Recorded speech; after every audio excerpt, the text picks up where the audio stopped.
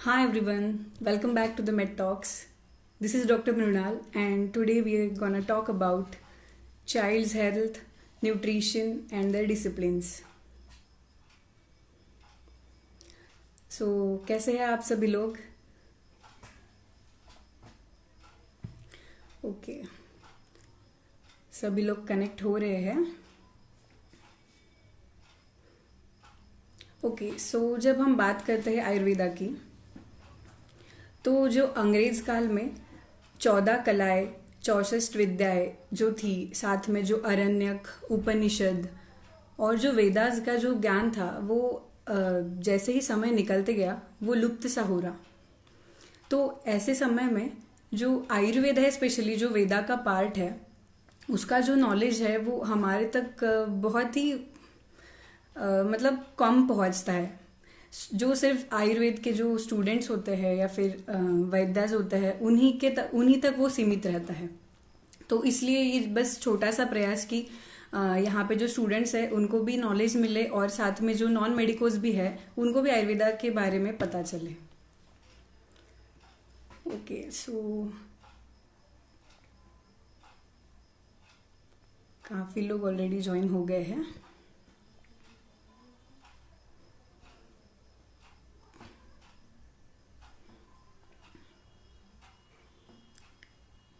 Okay, सो मैं आज के जो हमारे गेस्ट हैं उनको ज्वाइन कर लेती हूँ.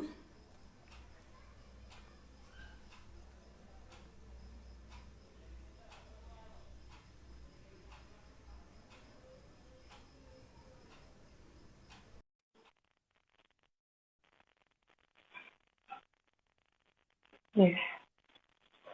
सो मैम हमारे साथ ज्वाइन हो रहे हैं. Hello, am I audible? Hello ma'am. Yes yes, Hi. You are audible. Hello ma'am, Hello कैसे आप? everyone.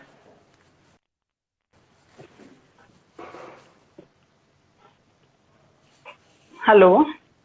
हेलो. हाँ मैम, आपको आवाज आ रही है? हाँ आ रही है. मेरी आवाज आ रही है? यस. थोड़ा वीडियो लैग कर रहा है, okay. But that's completely okay. या ओके. ओके. सबसे पहले मैं सबको थैंक यू कहना चाहती हूँ कि इतने लेट भी इतने लोग ज्वाइन हुए हैं. Welcome everyone. कि इतना इंटरेस्टिंग टॉपिक भी है और डिस्कस करने वाले हैं, ज़्यादा कुछ सिखाने वाले हैं नहीं है. तो या healthy discussion. Healthy discussion. Yes. जो भी आपके क्वेश्चंस हो वो प्लीज़ आप कमेंट बॉक्स में हमें भेजिए. Will like to answer your questions. Yes. तो मैं आप सभी को मैम से इंट्रोड्यूस करवा देती हूँ.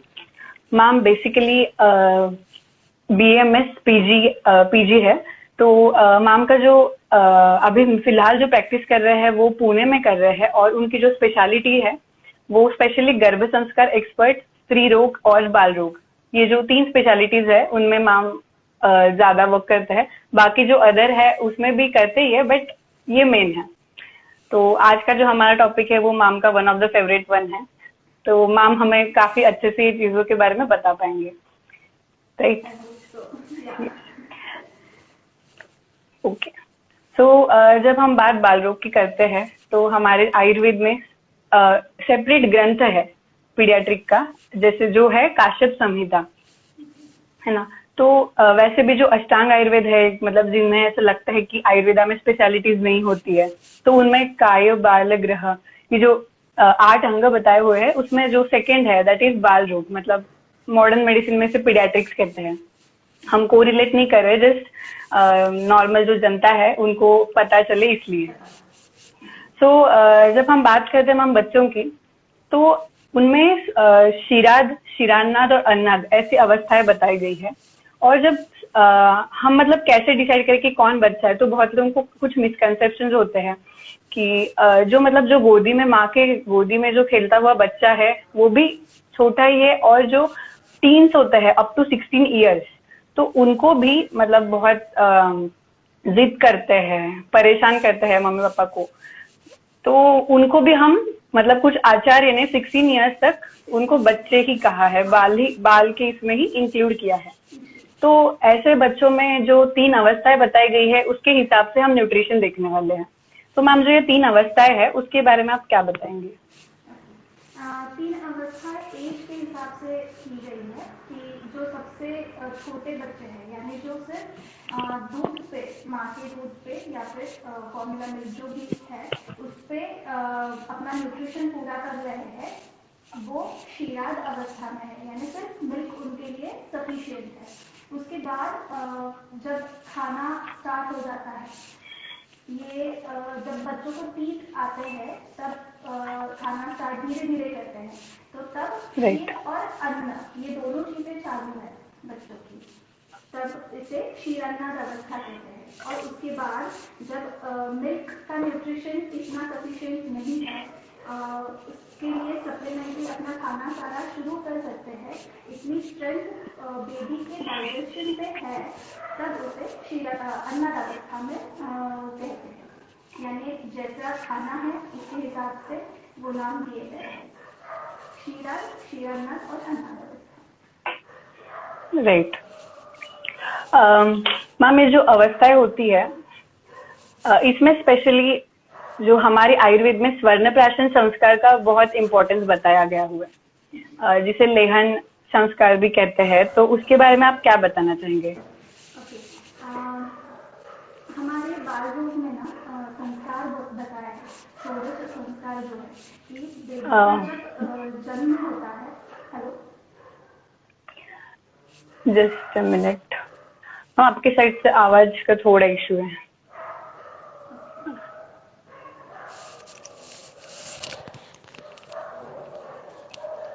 अभी आ रहा है? आवाज आ रहा है, बस बैकग्राउंड साउंड। ओके,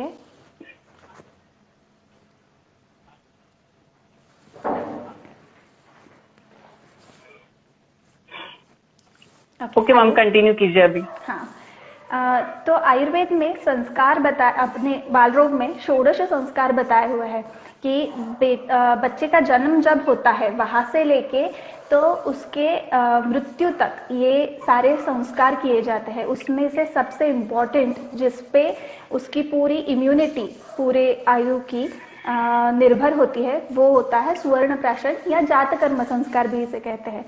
यानी जब बेबी का जन्म होता है तब पहले स्टार्टिंग के 3 से 4 दिन उसे सुवर्ण यानी सोना और हनी शहद ये घिस के उसका चाटन लेहन जो चाटन के स्वरूप में दिया जाता है उसे लेहन कहते हैं।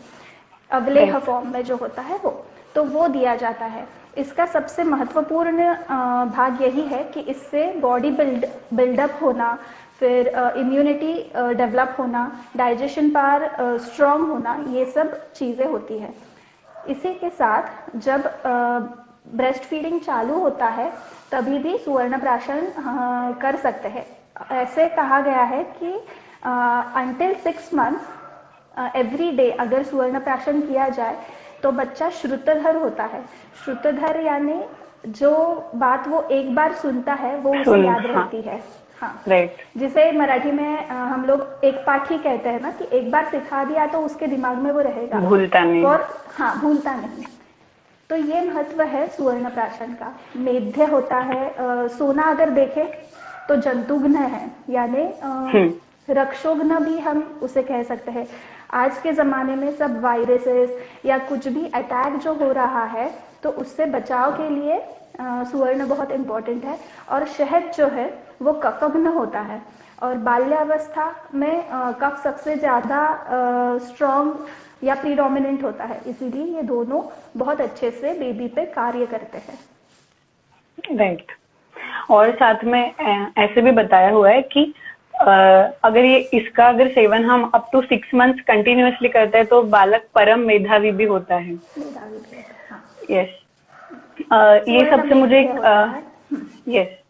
एक बात याद आई कि मैम जो फिजियोलॉजिकल जॉन्डिस का कंसेप्ट मॉडर्न में है उसके बारे में ऐसा मतलब आयुर्वेद में ऐसा कुछ मेंशन नहीं है कि बाय बर्थ ऐसा कुछ होता है एंड ऑल, बट ऐसे रेफरेंसेस आए हुए हैं कि बच्चे के जो पंजा होता है उसमें जितना मतलब वो क्या बोल सकते हैं उसको, हाँ, जितना सफिशिएंट होगा, हाँ, हाँ, उतना तो घी उतना हमको चटाया जाता कुछ है। जो कटु घृत होता है, तिक्त वाले कटु और तिक्त जो घृत होते हैं, उसका अगर चाटन हमको उतना अमाउंट में अगर वो बच्चे को देते हैं, तो जो फिजियोलॉजिकल जॉन्डिस के मतलब होता है वो नहीं होता है उसको। नहीं होता साथ है। में वो जो लक्ष्मणा सिद्ध घृत वगैरह भी देते हैं, हाँ, हाँ, तो वो भी हम दंडकारी शुद्ध बच्चों देते में दे हैं, सकते हैं फ्रॉम बर्थ इटसेल्फ। पंचतिक्त घृत देते हैं, ऐसे बहुत सारे घृत हैं जो पंचतिक्त दिए घृत, जाते हैं। कंटकारी घृत भी देते हैं। यही बात है कि जब से जन्म हुआ है बच्चे का, तब से कुछ ना कुछ हर स्टेज पे करने के लिए बताया गया है। तो ये सिर्फ वहाँ उसके हेल्थ से रिलेटेड नहीं है, पर उसकी इम्यूनिटी हो या फिर आगे जो आने वाले रोग है उसके बचाव के लिए बताया गया है। वैसा ही ये फिजियोलॉजिकल प्रोसेस के लिए बताया गया है। यस, इवन आयुर्वेदा का जो नॉलेज है वो इतना डीप है कि फ्रॉम बर्थ टू डेथ इतना ही सीमित नहीं है। तो जो आयुर्वेदा में बीज संस्कार वगैरह का जो रेफरेंसेस है, मतलब जब कोई कपल प्रेगनेंसी प्लान करते हैं, कंसेप्शन के लिए रेडी होते हैं, तब जो बीज शुद्धि या फिर उनको डिटॉक्स प्रोसीजर्स वगैरह दिए जाते हैं, मतलब जाइगोट फॉर्मेशन और फीटस फॉर्मेशन के बिफोर, तो वहां से आयुर्वेद शुरू होता है। जी, तो इतने जो डीप थॉट्स है वो आयुर्वेदा में है। ट्रू, सही राइट। बात है। तो मैम जो कभी कभी जैसे बर्थ आफ्टर बर्थ कुछ मदर्स में मिल्क की कमी होती है, तो ऐसे में हम उन्हें अल्टरनेटिव्स में क्या दे सकते हैं? ओके, सबसे पहले जब मिल्क की कमी होती है तो उसमें सबसे इम्पोर्टेंट रीज़न स्ट्रेस होता है। अगर माँ आनंदी नहीं है, तो बहुत टेंशन में है, बहुत दुख में है, तो वो अफेक्ट करता है ब्रेस्ट फीडिंग पे। इसके लिए सबसे पहले जो हमें सूतिका अवस्था में यानी पोस्ट डिलीवरी जो कुछ भी खाने के लिए बताया गया है ना, कि गोंद के लड्डू है या फिर मेथी के लड्डू बताए जाते हैं, बहुत अलग अलग प्रकार की खीर बताए जाते हैं, तो ये सब माँ ने फॉलो करना चाहिए ताकि उसके बॉडी का हीलिंग प्लस मिल्क सिक्रीशन, ये दोनों चीज़ें अच्छी तरह से होती है। अभी ये सब बराबर। फॉलो करने के बाद भी अगर मिल्क नहीं आ रहा है, तो दो तीन चीज़ें होती है। एक तो माता को पता नहीं है कि ब्रेस्ट फीडिंग कैसे करना है, बेबी लैच नहीं कर पा रहा है, कि पकड़ नहीं पा रहा है अच्छे से। और एक चीज़ ऐसी होती है कि बेबी को उतना मिल्क नहीं आ रहा है मुंह में, यानी जैसे लैचिंग नहीं हो रहा है, लैच तो कर रहा है लेकिन सिक्रीशन ही नहीं है, इसीलिए पेट नहीं भर रहा, तो वो भी फिर ज़्यादा लेता नहीं है, इसीलिए बाहर का मिल्क फिर स्टार्ट करने की ज़रूरत पड़ती है। पर मेरी एडवाइस यही रहेगी कि पहले ये सारी ट्रीटमेंट जो कुछ आहार में बताया है वो सब फॉलो करें। अगर इससे भी ना हो तो मेडिसिन होती है बहुत सारी, कुछ लेप होते हैं, कुछ मेडिकेशंस होते हैं, वो करने चाहिए। उससे ब्रेस्ट का जो फॉर्मुलेशन है मिल्क का वो हो जाता है। इसमें भी ऐसी बात है कि जब ब्रेस्ट फीडिंग करते हैं तब स्ट्रेट बैठना चाहिए माँ ने, कभी भी लाइंग डाउन पोजीशन में या फिर थोड़ा सा स्louch होकर ऐसे नहीं बैठना चाहिए, स्ट्रेट बैठना चाहिए। और बेबी को ब्रेस्ट फीड करते समय उसका जो सिर है वो थोड़ा ऊपर चाहिए, पैर जो है वो थोड़े नीचे चाहिए, यानी बेबी भी थोड़ा सा बैठा हुआ ऐसा ही चाहिए। इससे सिक्रीशन जो है वो अच्छी तरह से होता है और बेबी को लैच करने के लिए, पकड़ने के लिए भी वो बहुत हेल्पफुल होता है। अगर ये सब करने के बाद भी मेडिकेशन वगैरह से तो ब्रेस्ट फीडिंग हो जाता है, ब्रेस्ट से मिल्क आता है, पर इससे अल्टरनेटिव आयुर्वेद में बकरी का दूध बताया हुआ है। यस, अजा दूध। अजा दूध बताया। इसका मेन रीजन यही है कि अजा दूध थोड़ा सा हल्का होता है पचने के लिए compare to cow's milk. Cow's milk भी दे सकते हैं, पर वो थोड़ा सा पानी मिला के देते हैं, यानी एक कप अगर काउस मिल्क लिया तो एक कप पानी डालते हैं, उसमें थोड़ा सा विडम्ब डालते हैं या फिर सौंठ डालते हैं और वो पका कर यानी वो फिर से रिड्यूस करके वो फिर बेबी को दिया जाता है। इससे वो पचने में हल्का हो जाता है और उससे फिर गैसेस होना, इंडाइजेशन होना ऐसे कुछ होता नहीं है। तो यू कैन यूज बकरी का दूध या फिर काऊ का दूध। यस, तो ये दो अल्टरनेटिव्स मेनली है, गाय का दूध और बकरी का दूध। ओके, सो मैम ये स्पेशली शीराद अवस्था का जो मेन अपन ने ये अभी देख लिया कि जब बच्चा कंप्लीटली मिल्क पे डिपेंडेंट रहता है। तो जब बात आती है क्षीरान्नाद अवस्था की, मतलब जो मिक्स अवस्था होती है जिसमें हमें स्टेप बाय स्टेप उसको सेमी सॉलिड या फिर सॉलिड फूड पे शिफ्ट करना पड़ता है, तो ये जो अवस्था होती है उसमें हम क्या क्या मतलब इन्वॉल्व कर सकते हैं बेबी के डाइट में? ये अवस्था में ना धीरे धीरे सब कुछ ट्राई करने की होती है, क्योंकि माँ भी इतना जानती नहीं है कि क्या करना चाहिए या फिर बेबी का डाइजेशन कैसा है इसका इतना अंदाज नहीं आया हुआ होता है। इसीलिए स्टार्टिंग में सिर्फ पानी देना चाहिए। पानी यानी मूंग का पानी या फिर राइस वाटर जो है वो दे सकते हैं। हर बार एक थंब रूल है कि जब भी आप नई चीज इंट्रोड्यूस कर रहे हो वो सुबह में इंट्रोड्यूस करनी चाहिए, कभी भी शाम में इंट्रोड्यूस नहीं करनी चाहिए, ताकि डाइजेशन अच्छा हो। और नई चीज 2 से 3 दिन तक सेम टाइम पे, अगर आप मॉर्निंग में 11 बजे दे रहे हो तो तभी उसे वो नई चीज देनी चाहिए। फिर आपको थोड़ा सा समझ में आता है कि ये डाइजेस्ट हो रहा है अच्छे से या इससे कुछ प्रॉब्लम तो नहीं हो रही है बच्चे में। राइस वाटर से हम स्टार्ट करते हैं जनरली, उसके बाद थोड़ा थोड़ा थिकनेस जो है उसका, कंसिस्टेंसी जो है वो थोड़ा थिक करते जाते हैं। इसी के साथ अगर अच्छी तरह से बेबी खा पा रहा है और उसे इतना इंडाइजेशन वगैरह नहीं हो रहा, then you can move on to vegetables, fruit और बाकी जो कुछ खाना है उस पर हम मूव कर सकते हैं। लेकिन अगर वो अच्छे से डाइजेस्ट नहीं हो रहा। Ma'am, your voice is not clearly audible. Okay, just a minute.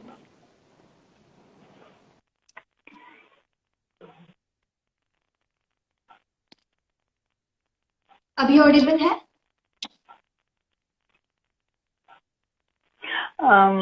मुझे तो क्लियरली ऑडिबल है, आप में से कोई बता दीजिए ऑडियंस में से।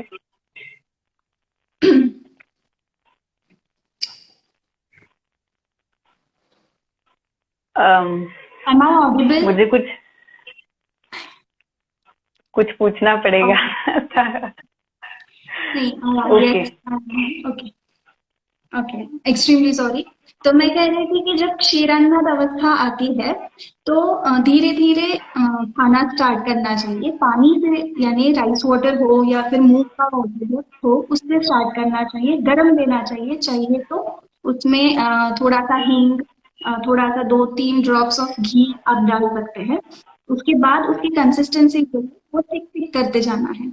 वही कह रही थी कि स्टार्टिंग जो है वो मॉर्निंग में करनी चाहिए नई चीज इंट्रोड्यूस करने के लिए, और हमेशा मैंने 3 दिन 4 दिन तक वही चीज उसे फिक्स्ड टाइम पे देना चाहिए, ताकि आपको पता चले कि वो अच्छे से डाइजेस्ट हो रहा है या इनडाइजेशन हो रहा है या कुछ और उसे तकलीफ हो रही है उससे। फिर बाद में धीरे धीरे you can go on to vegetable, fruits या बाकी जो कुछ आप खाते हैं घर में, उस पे आप धीरे धीरे शिफ्ट हो सकते हैं। राइट। तो मैम ये जो क्षीरान्नाद अवस्था होती है उसमें स्पेशली फ्रूट का जो इन्वॉल्वमेंट है वो अब हमने बहुत सुना हुआ है, और आजकल तो फ्रूट डाइट में इन्वॉल्व करना काइंड ऑफ फैशन बन गया है, एग्जॉटिक फ्रूट्स एटसेट्रा। तो और जो एक फेमस कोट है, an apple a day keeps doctor away, तो उसके बारे में हम कोई नहीं है इसको रॉन्ग प्रूव करने वाले, बट अगर ये हम अगर ऐसे पढ़ते हैं, हमें जो पता है, लेकिन बच्चों के बारे में जब हम अप्लाई करते हैं तो ऐसा है कि उनकी डाइजेस्टिव पावर कितनी है उसके हिसाब से ही उनको हमने फ्रूट्स देना चाहिए। और अगर फ्रूट्स दे रहे हैं तो वो रॉ है, मतलब कच्चे हैं या उबाल के दे रहे, उस पर भी ध्यान देना चाहिए, क्योंकि अगेन अकॉर्डिंग टू आयुर्वेदा हर एक जो बच्चा है, हर एक इंडिविजुअल है वो डिफरेंट है, एंड उसके अकॉर्डिंग उनकी डाइजेस्टिव कैपेसिटीज रहेगी। तो इस पे भी काफी ध्यान देना चाहिए। इवन वेजिटेबल्स जब आप देते हो ना, तो पम्पकिन हो, लौकी हो, तो वो भी थोड़ा सा कुक करके स्मैश करके देना चाहिए। और उसका भी यही है कि जब आप वेजिटेबल स्टार्ट कर रहे हो, पहले क्लियर सूप से स्टार्ट कीजिए, फिर बाद में थोड़ा सा पल्प उसमें दीजिए, और बाद में स्मैश करके पूरा थिक ग्रेवी आप उसे दे सकते हैं। यही बात फ्रूट की भी है, सारी चीजों में यही लागू होता है। एप्पल जब देते हैं ना, तब हमेशा कुक करके या थोड़ा सा भाप करके फिर एप्पल देना चाहिए। रॉ एप्पल बहुत हेवी होता है डाइजेशन में। वैसे बनाना हो, अमरूद हो, या बेरी जो है, अलग अलग भी नए नए हमारे यहाँ पे फैशन आई है सीजनल फ्रूट्स, हाँ, सीजनल एंड लोकल फ्रूट्स हमें ज्यादा प्रेफर करने चाहिए। करना चाहिए। मैं ये कह रही थी कि बनाना वगैरह जो है, तो वो कफ बहुत बढ़ाते हैं, इसीलिए बाल्यावस्था में at least before 1 year you should not give banana और पेरू यानी अमरूद जो है वो।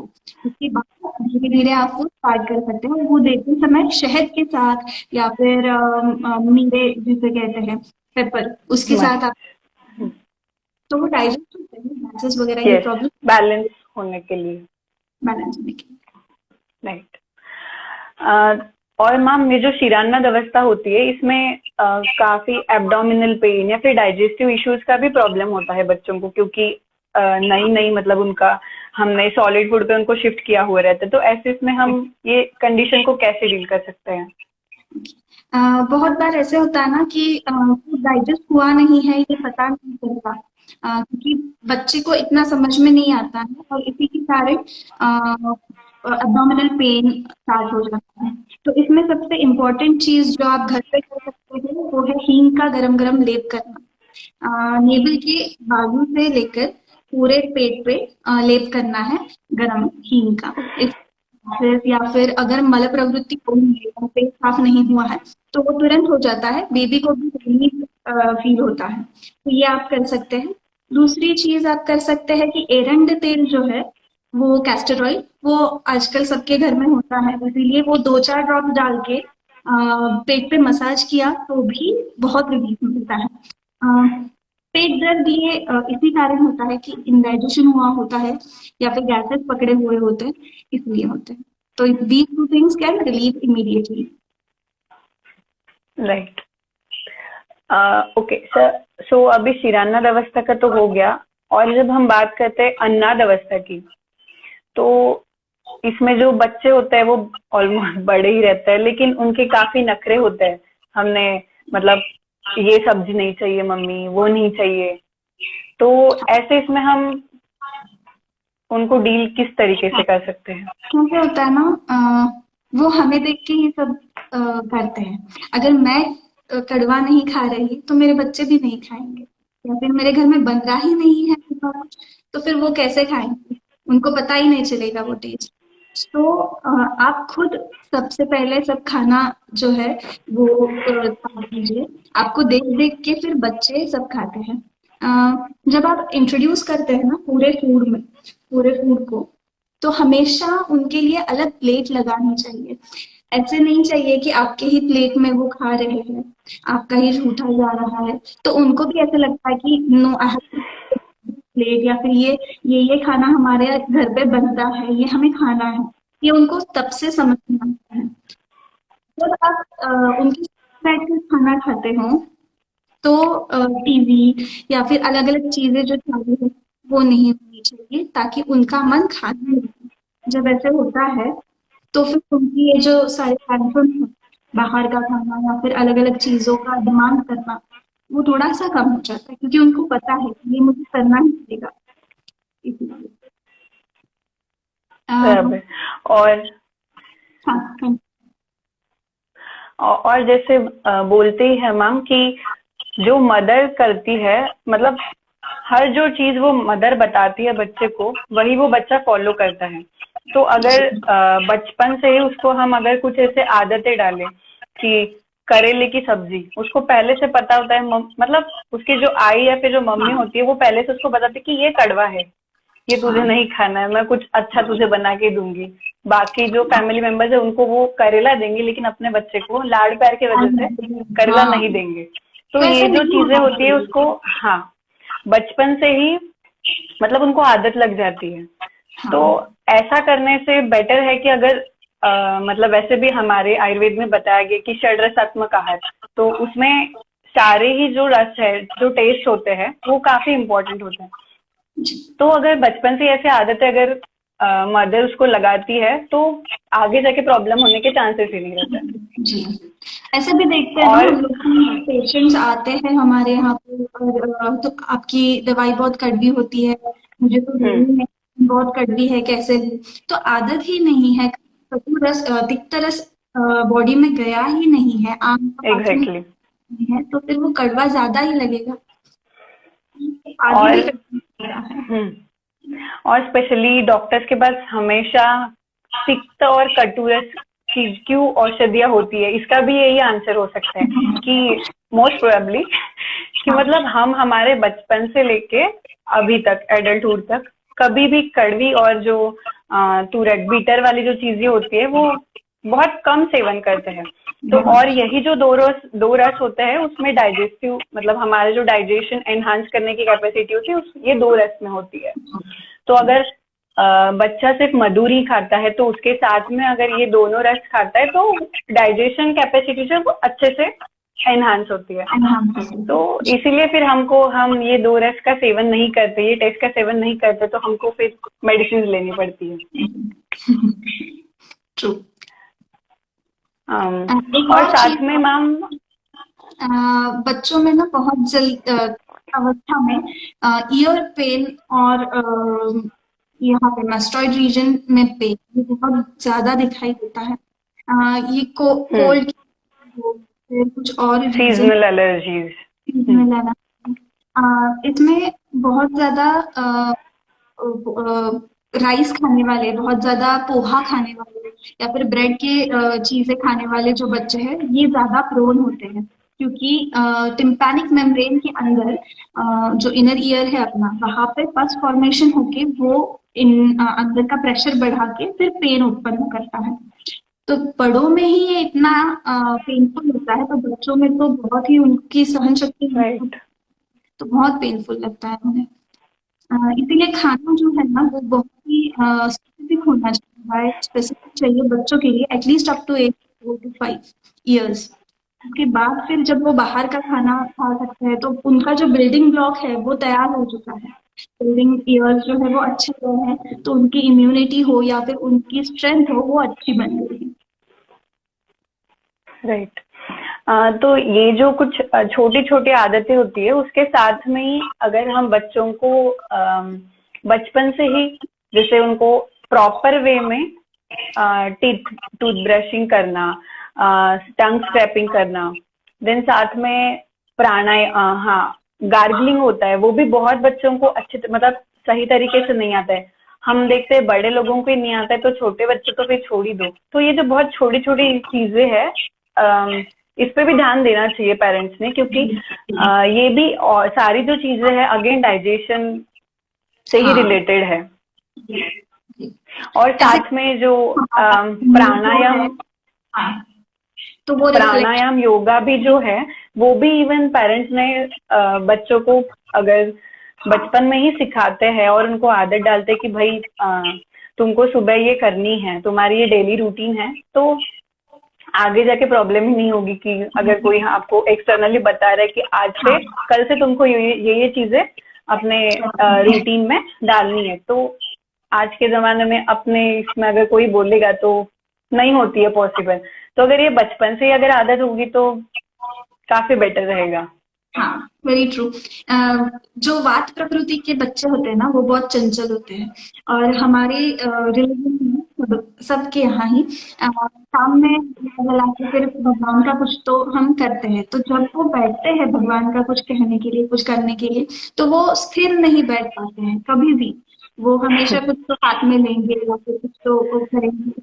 तो ये जो आदत है ये मेडिटेशन करने से, प्राणायाम करने से ये कम, तो उनको बस दिन में 2 मिनट 3 मिनट तक अगर ऐसे भी कहा गया ना कि देवासारखा बसून रखो मानो कि शांत जैसे ऐसे बैठ के दिखा दो पहले मुझे, तो वो सुनते हैं, वो करते हैं, और बाद में फिर उनको आदत पड़ती है, और इससे उनकी जो चंचलता है वो माइंड में भी होती है, पढ़ाई में भी दिखती है, चीजें ध्यान में नहीं रहती, भूल जाते हैं बहुत जल्दी। तो ये बहुत राइट। बड़ा, तो ये मेडिटेशन तो और प्राणायाम यूज वहां पे हो सकता है। तो इन शॉर्ट बहुत ही छोटी चीजें हैं, लेकिन हम अगर बचपन से ही ये चीजों की आदत डालते हैं बच्चों को, तो आगे जाके प्रॉब्लम नहीं होती है। होती। ओके।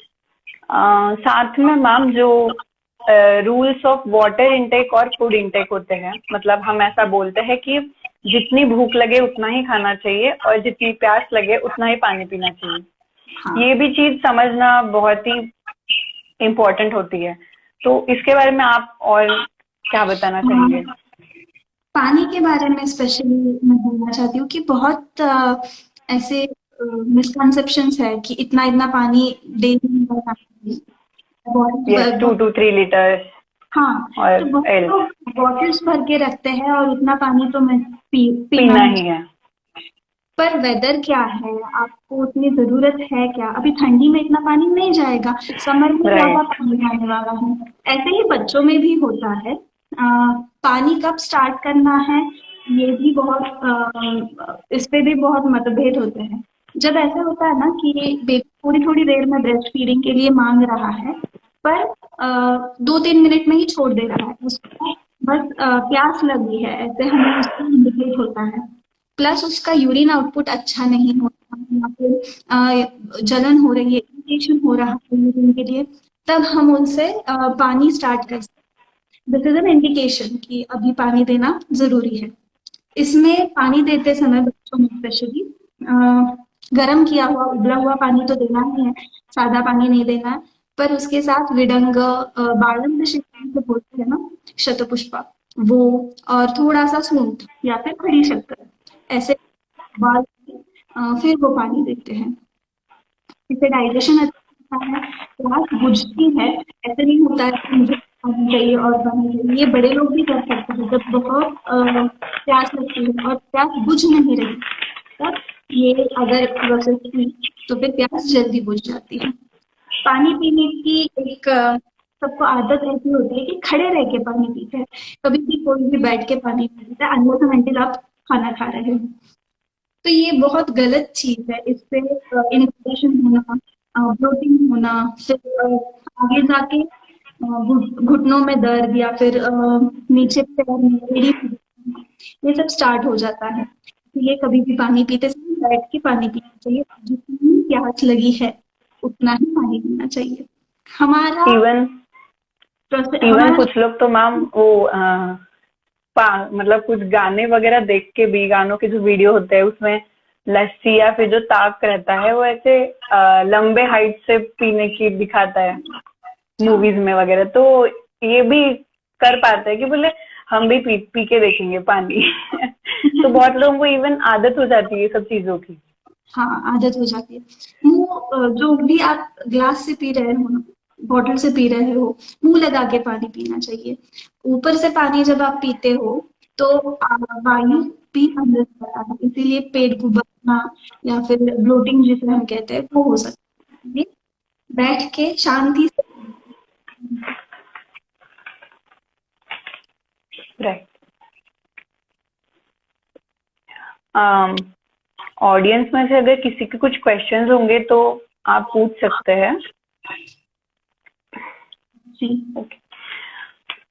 और मैम और एक चीज पे हम बात करेंगे, जैसे बिहेवियरल पैटर्न्स होते हैं बच्चों के, स्पेशली जो अन्नाद अवस्था होती है उसमें बहुत जिद्दी रहता है बच्चे, क्योंकि टीन्स हमें यही चाहिए, अगर उनको ना सुनने की आदत नहीं होती है। तो ऐसे में पेरेंट्स ने भी थोड़ा कठोर बनने की प्रैक्टिस करनी चाहिए, क्योंकि एक श्लोक का रेफरेंस आया है आयुर्वेद में कि लालयेत पंचवर्षाणि दशवर्षाणि तु ताड़येत प्राप्ते तु षोडश वर्षाणि पुत्रम तु मित्रवत आचरेत। तो मतलब इसका मतलब ये होता है, इतना सुंदर विवेचना आया है ये श्लोक में कि अप टू 5 इयर्स बच्चे को बहुत लाड़ प्यार आप कर सकते हो, क्योंकि एट दैट टाइम उनको सेंस नहीं रहता है। आप जो उनको सिखाओगे, जो भी कुछ बताओगे, वही वो बच्चा फॉलो करने वाला है। तो ऐसे इसमें उनको लाड़ प्यार करो, ठीक है। फिर उसके बाद में जब बात आती है up to between 5th to 10th year, तो तब उनको थोड़ा बहुत मतलब वो स्कूल में जाते हैं, जो एक्सटर्नल एनवायरनमेंट होता है उससे एक्सपोजर उनका होता है, उनको फ्रेंड्स मिलता है, तो ये जो सारी चीजों के वजह से उनके कुछ व्यूज डिफरेंट हो जाते हैं कि मतलब स्कूल में कोई बच्चा है कि मुझे उसी के तरह बैग चाहिए, उसी के तरह ये चाहिए वो चाहिए, मतलब ऐसे बहुत सारी चीजें होती है और वो जिद्दी बनते जाते हैं। तो ऐसे समय में सारी चीजें मतलब जो आई बाबा होता है, मम्मी पापा होते हैं, पेरेंट्स, उन्होंने उनकी सारी चीजें अगर एक्सेप्ट कर ली और उनको दे दिया समय पे, तो ये थोड़ा सा एक निगेटिव पॉइंट हो जाता है, आगे जाके बहुत प्रॉब्लम्स देते हैं ऐसे बच्चे। तो ये जो एज होता है in between 5th to 10th, तो ऐसे में थोड़ा उनको डांटना चाहिए, अगर वो सही है तो नहीं डांटना है ऑफ कोर्स, लेकिन अगर कुछ लग रहा है कि आपको हाँ यहाँ पे रिस्ट्रिक्ट करना है तो ऐसे कदम उठाने पड़ते हैं ये ईयर्स में। तो जब बात आती है आफ्टर 10th to 16th, तो तब ऐसे नहीं, सॉरी, मतलब षोडश वर्ष मतलब जो 16 ईयर्स होते हैं, तो उसमें ऐसे बोला है कि उनके साथ फ्रेंड्स जैसे आपने रहना चाहिए, क्योंकि वो जो इन बिटवीन पीरियड होता है वो हार्मोनल इम्बैलेंस का पीरियड होता है, क्योंकि एडोलसेंस का पीरियड होता है, तो पित्त का भी स्टेज होता है उसमें। तो अगर आप उनको ऐसे बोलते हो बच्चों को कि मैं जो बोलूंगा वो ही तुमको करना है, तो वो नहीं मानते, क्योंकि ऑलरेडी उन्हें भी पता होता है, मतलब वो स्टेज में ये जो बच्चे होते हैं वो अपने मम्मी पापा को भी मोबाइल कैसे चलाते हैं वो सिखाते हैं, या फिर बाकी बाहर सोसाइटी में क्या नई चीजें हैं, न्यू अपग्रेडेशंस है, वो हमारे मतलब पेरेंट्स को सिखाते हैं। तो ऐसा नहीं बोल सकती कि उनको कुछ नहीं आता है। तो ऐसे समय में उनके साथ अगर आप एज ए फ्रेंड रहते हो तो वो सारी चीजें आपके साथ शेयर भी करते हैं, और जो एक बॉन्ड बनता है वो काफी अच्छा रहता है। तो ये श्लोक के हिसाब से भी अगर पेरेंट्स ने मतलब फॉलो करते हैं तो काफी बेनिफिट हो सकता है। जो आजकल एंजाइटी डिप्रेशन में बच्चे जाते हैं ड्यू टू फैमिली मैटर्स, तो इसमें ये हेल्प कर सकते हैं, मतलब माता पिता ने कब कैसे बिहेव करना चाहिए वो भी समझना चाहिए। ट्रू। स्पेशली जो टैंट्रम्स होता है ना खाने के बारे में कि मुझे यही खाना है वही नहीं खाना है, तो जब हम बच्चे के साथ खाना खाते हैं बैठते हैं ना, तो ये सारी चीजें अपने आप थोड़ी सी कम हो जाती है और उनको भी आदत होती है। सपोज मैं साउथ इंडियन हूँ तो मेरे घर में ये बन रहा है, सपोज मैं महाराष्ट्र हूँ तो ये बनता है, तो उनको ये आदत पड़ जाती है कि मुझे यही खाना है दोपहर के खाने में और रात के खाने में, इसके अलावा बाकी के टाइम फिर मैं कुछ अलग खा सकती हूँ। ये जो खाने के टैंट्रम्स है ये इन चीजों से बहुत कम हो जाते हैं। ऐसे ही जब कुछ बच्चों में स्पेशली जो छोटे बच्चे 1 साल के पहले वाले बच्चे हैं, तो उनको आदत होती है चीजें उठा के फेंकने की, या फिर थोड़ा सा चिड़चिड़ापन होता है, तो 1 बार 2 बार ये लोग ऐसे कंटिन्यूस करते हैं, पर जब हम उन्हें अटेंशन ज्यादा देते हैं तो वो ये पर्पसली करना लगता है। तो इग्नोर करना ये सबसे इम्पोर्टेंट है इस चीज में। अगर आप उनको हर बार अटेंशन देंगे तो वो ये हर बार करते रहेंगे, ये रुकेंगे नहीं। तो ये सब चीजें माता पिताओं को पता होती है, उनको पता होनी चाहिए, और वैसा अगर आप फॉलो करें तो उनके बिहेवियर में बहुत चीजें दिखते हैं। राइट। मैम कुछ क्वेश्चंस आए हैं फॉलोअर्स के। Does breast feeding baby need water intake? Okay, जो मैंने कहा ना कि अगर बेबी हुआ है समर्स में या फिर समर का टाइम है, हमें भी इतनी प्यास लगती है, तो बेबी को भी पानी की जरूरत होती है। ये हमें कैसे पता चले? तो जैसे मैंने कहा कि थोड़ी थोड़ी देर में ही ब्रेस्ट फीड के लिए मांग रहा है और थोड़ा सा पी के छोड़ दे रहा है, यूरिन आउटपुट अच्छा नहीं हो रहा, इरिटेशन हो रहा है यूरिन के वक्त, तब पानी की जरूरत होती है। तो we can start the water, उबाल के देना है पानी थोड़ा सा, शतपुष्पा यानी म्हणतात ते, थोड़ी शर्करा, खड़ी शक्कर जो होती है, खड़े बड़े वाले करते हैं, छोटे वाले शक्कर हम नहीं यूज करते बेबी में। ऐसे सब डाल के पानी उबालना है, फिर वो थोड़ा थोड़ा उसे देना है। ज्यादा पानी बेबी पीते नहीं, ये कि 1 कटोरी भर पानी पिया है ऐसा भी होता नहीं, 1 चम्मच या 2 चम्मच पानी उनके लिए इनफ होता है। तो ये दे सकते हैं ब्रेस्ट फीडिंग के वक्त या फिर जब चालू है तो। ओके, आई होप उनका समाधान हुआ होगा। एक दिव्यानी करके व्यूअर है, उनका क्वेश्चन ऐसा है मैम कि बच्चों को बचपन में कौन से तेल से मालिश करना चाहिए, कौन सा तेल बेस्ट है? ओके, आपके पास में जो आयुर्वेदिक डॉक्टर हो उनके पास से तेल ले सबसे पहले। बहुत सारे तेल होते हैं जो बोन्स को स्ट्रेंथन करने के लिए यूज किए जाते हैं। उसमें चंदन बला लाक्षादी नाम का एक तेल होता है जिसमें चंदन है, लाक्षा लाक्षा यानी लाख, जो बोन्स के लिए बहुत हेल्दी होता है। ऐसे बहुत सारे हर्ब्स उसमें होते हैं, ये तेल आप यूज कर सकते हैं।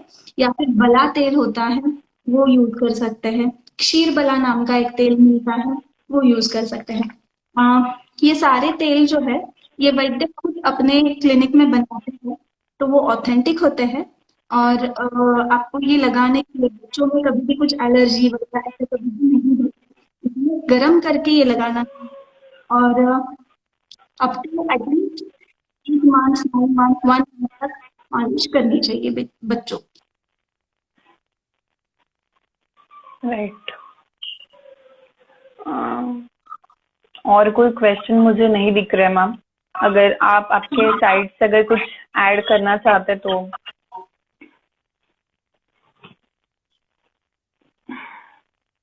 क्योंकि वैसे टाइम तो 1.25 घंटा हो गया, 45 मिनट्स।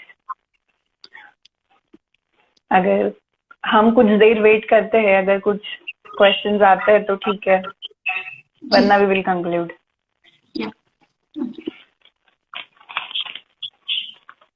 एक छोटी सी चीज बता देती हूँ। तो कीमट करके एक प्रकार होता है, खाने में बच्चों को दिया जाता है, स्पेशली जब फूड स्टार्ट करते हैं। यानी पानी वाला जो सब पार्ट है ना, मूंग का पानी, चावल का पानी, ये सब होने कीमत दिया जाता है। तो उसकी बहुत ही इजी और सिंपल रेसिपी है। जब भी हम ये ऐसे कुछ पदार्थ बनाते हैं ना, तो दाल हो, चावल हो, जो कुछ आप यूज कर रहे हो, तो वो सबसे पहले अच्छे से धो के छाव में सुखा के फिर बाद में उसे रोस्ट करके यूज करना चाहिए, ताकि वो हल्का। और जैसे हम उपमा वगैरह बनाते हैं तो वैसे उसका रवा निकालते हैं और फिर उसका उपमा जैसे ही कीमत बनाते हैं। आप वेजिटेबल्स भी ऐड करते हैं, जीरा है, ये सब उसमें ऐड करना चाहिए। तो कौन सा भी पदार्थ आप जब ग्रेवी के लिए यूज करते हैं तो उसको ड्राई रोस्ट करना बहुत इम्पोर्टेंट है, ताकि वो लाइट हो, अच्छे से। Light right. You give to patient Ayurvedic. मुझे होम्योपैथी का ज्ञान है नहीं, मैंने आयुर्वेद में स्टडी किया है, इसलिए मैं आयुर्वेदिक मेडिसिन ही देती हूँ।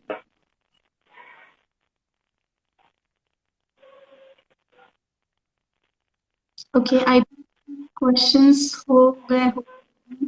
दोनों अलग पैथीज है। अगर आपको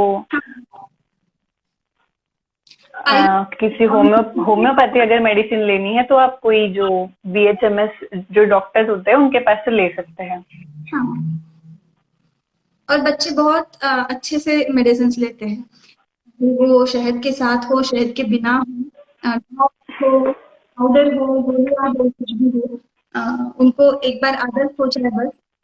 कभी कुछ प्रॉब्लम तो अब तक मुझे आया नहीं उसके बारे में। सुवर्ण प्राशन का इंडिकेशन। ओके, एक ये लास्ट क्वेश्चन ले लेती हूँ, आपको बताना है सुवर्ण प्राशन का कोई नहीं, आप बता दें। ओके, सुवर्ण प्राशन नहीं करते हैं जब बेबी का डाइजेशन अच्छा नहीं है, यानी कुछ पच नहीं रहा है। तो ऐसा कब कब होता है? फीवर हो, कोल्ड हो, या फिर कुछ अलग प्रॉब्लम हो, बच्चे कुछ हो, तो हम लोग नहीं करते। लेहन के बारे में बताया गया है कि जब बेबी को अच्छा दूध नहीं मिलता तो उसको कंप्लीट लेह पे शिफ्ट कर, यानी कुछ प्रॉब्लम हो कि ब्रेस्ट फीडिंग नहीं हो रहा, फॉर्मूला मिल्क नहीं डाइजेस्ट हो रहा, तो लेहन पे, यानी जो ये अलग अलग वनस्पति होती है, तो उनका चाटन दिया जाता है, तो उसको भी शिफ्ट कर सकते हैं, unless and until his digestive system is good. Right. Ma'am, कुछ कंजेनाइटल एनोमलीज के बारे में भी हम बात कर सकते हैं। जैसे एक टॉपिक प्रेगनेंसीज होती है, स्मॉल यूरेटर्स, या फिर बहुत सारे जो क्लेफ्ट लिप, क्लेफ्ट पैलेट, ये ऐसे जो कुछ चीजें होती है वो बर्थ, अब कंजेनाइटल एनोमलीज मतलब जो बर्थ से ही बच्चों में डिफेक्ट आते हैं उसे कंजेनाइटल एनोमलीज बोलते हैं। तो ऐसे में हम क्या कर सकते हैं? तो ऐसे में ट्रीटमेंट वगैरह करना थोड़ा मुश्किल जाता है, बट इसको हम प्रिवेंट जरूर कर सकते हैं, क्योंकि अगेन आयुर्वेदा का जो पर्पज है, स्वस्थ से स्वास्थ्य रक्षणम आतुरस्य विकार प्रशमनम च, तो इसमें जब कोई इंडिविजुअल बीमार पड़ता है तो जैसे ट्रीटमेंट देते हैं अदर पैथीज में, वो तो दी ही जाती है, लेकिन साथ में जो हेल्दी इंडिविजुअल है उसका जो स्वास्थ्य है वो भी प्रिजर्व किया जाता है। तो अगर ड्यूरिंग प्रेगनेंसीज, अगर मतलब वो 4th या 5th मंथ में एनोमली स्कैन होता है तो वो जरूर करवाना चाहिए। वो जो स्कैन होता है उसमें हमें पता चल जाता है कि अगर मतलब बेबी में आगे जाके कंजेनाइटल एनोमली है या नहीं है। तो चलो अगर किसी को पता चल भी गया है, बट इसके पहले क्या मतलब हम क्या सोल्यूशन है इसका? तो जो हमने इसके पहले भी जो बताया कि बीज संस्कार, गर्भ संस्कार, ये जो डिटॉक्सिफिकेशन प्रोसीजर पंचकर्म हमारे आयुर्वेद में बताया गया है वो आप कर सकते हैं। मतलब ऑलरेडी बॉडी का जो टॉक्सिक सब्सटेंसेस होते हैं वो निकल जाते हैं, तो आगे जाके मतलब तकलीफ नहीं होती है। तो हम कंजेनाइटल एनोमली से भी इससे बच सकते हैं थ्रू आयुर्वेदा। और एक कोई क्वेश्चन दिख रहा है मैम बड़ा,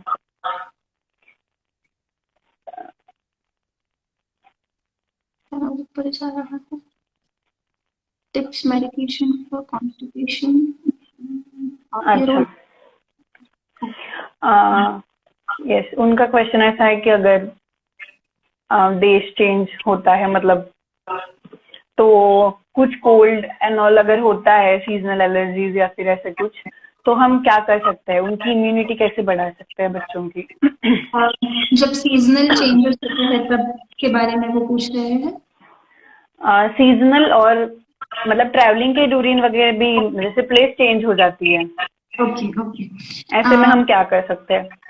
हाँ, तो ऐसे में सबसे पहले तो जो क्वालिफिकेशन बताया गया है ना, तो ये इसीलिए बताया गया है कि जैसे वेदर चेंज हो रहा है, आप एक जगह से दूसरी जगह जा रहे हो, तो भी ये बच्चों को अफेक्ट नहीं करना चाहिए। इसलिए सोलन प्राशन हो या फिर अलग लेह जो दिए जाते हैं ये भी है इसमें।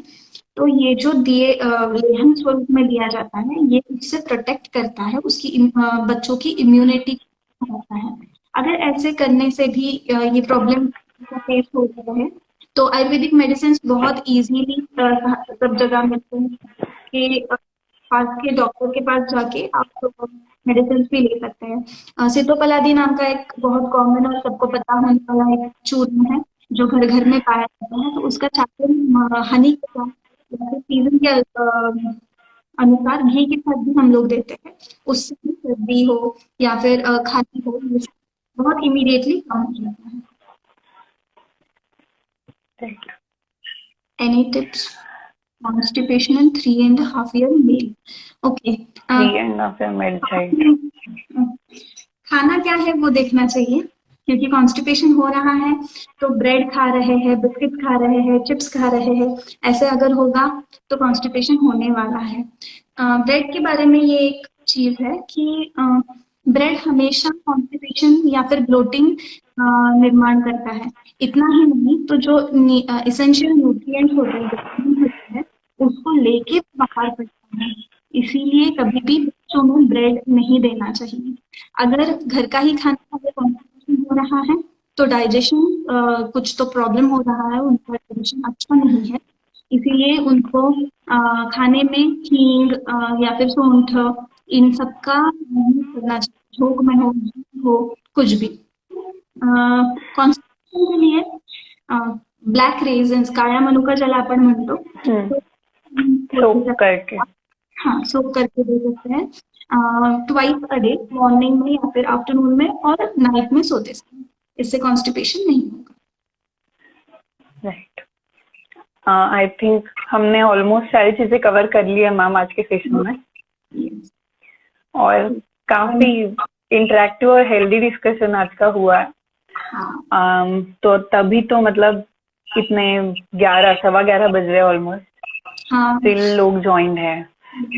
हाँ यस बहुत एक्चुअली अच्छा। हमेशा जब भी मैं लाइव सेशन करती हूँ, जैसे आज आप यहाँ पे गेस्ट हो, हमेशा कोई ना कोई गेस्ट रहता है, तो हमेशा जो व्यूअर्स से, जो फॉलोअर्स है, इनसे जो हमेशा मतलब बूस्टअप मिलता है ना मैम, सपोर्ट हाँ मिलता है, तो उससे हमेशा ऐसा लगता है कि नहीं, हमने और ऐसे सेशंस लेने चाहिए।